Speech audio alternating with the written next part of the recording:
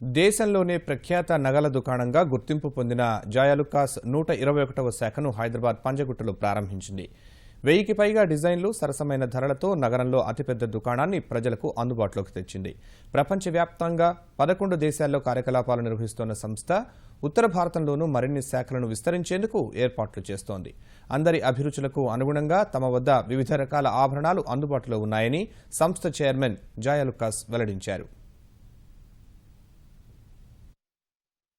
Stages jewelry in Hyderabad, and actually in our showrooms in Andhra Pradesh, entire Telangana, our entire employees, 99% local employees, and we catering entire Indian jewelry, in local jewelry, everything is here, and good price and good service, and in future in my company going to IPO, that is our plan.